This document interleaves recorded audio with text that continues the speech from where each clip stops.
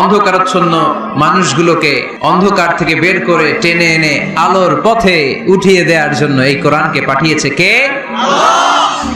তাহলে আমরা বুঝলাম এটা বিজ্ঞানের কিতাব নয়, যদিও বিজ্ঞান নিয়ে কোরআন কথা বলেছে। এটা ইতিহাসের বই নয়, যদিও অনেক ইতিহাস কোরআনে আছে। এটা গল্পের বই নয়, যদিও নবীদের গল্প পাওয়া যায় এই কিতাবে। এটা হেদায়েতের কিতাব। কিসের কিতাব? আরো জোরে বলতে হবে, কিসের কিতাব? এই কিতাবে তোমাদের প্রয়োজনীয় জরুরি এমন কোনো কিছু আমি বাকি রেখে দেই নাই।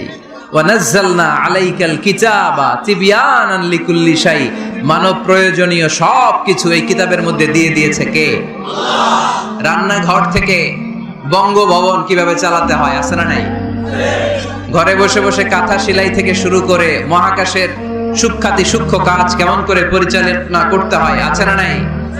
রাজনৈতিক অঙ্গনকে কেমন করে সেটেল করতে হয়, লিড দিতে হয়, সেটাও আল্লাহর কোরআনে আছে না নাই?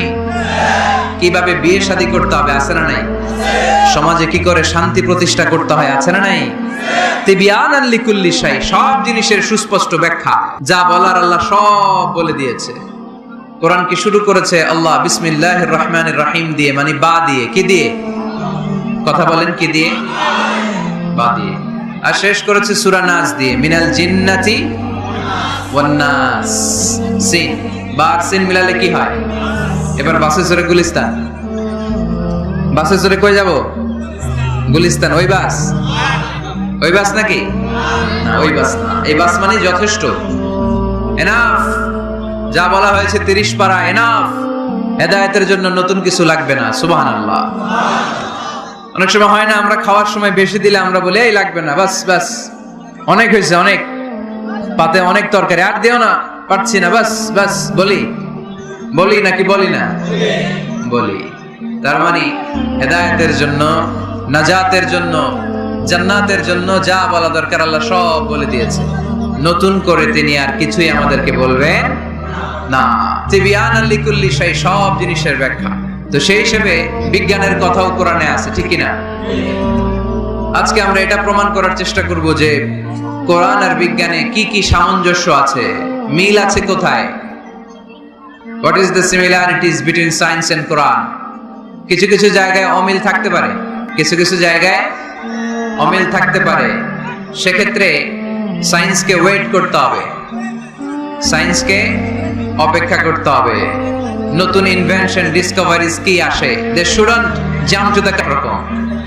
কিছু কিছু ক্ষেত্রে যদি বিজ্ঞান অমিল পায়, দেন বিজ্ঞান should wait, science should wait unless they get their latest discoveries and invention. তাদের নতুন নতুন আবিষ্কারের জন্য অপেক্ষা করতে হবে, কারণ সায়েন্স প্রতিদিন ইমপ্রুভ করে, ডেভেলপ করে। আজকে একটা পাইছে, কালকে আরেকটা পায়।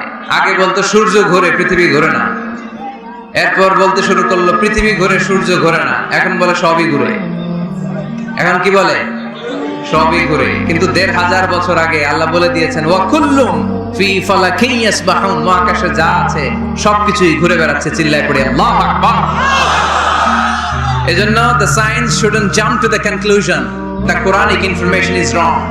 কোরআনের তথ্য ভুল, এই কথা বলে যেন সায়েন্স ভুল না করে, কারণ সায়েন্সের অনেক কিছু এখনো আবিষ্কার হয়ে সারে নাই। একটা সময় চিকিৎসা বিজ্ঞানীরা বলতো ক্যান্সারের নাই কোনো অ্যান্সার, কিন্তু এখন আবার বলতেছে না, ক্যান্সারেরও অ্যান্সার খুঁজে পাওয়া যাচ্ছে, ঠিক কি না?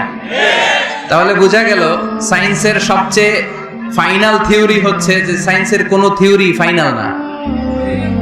কথা বোঝেন নাই বোধহয়? সায়েন্সের ফাইনাল থিওরি হচ্ছে যে সায়েন্সের কোনো থিওরি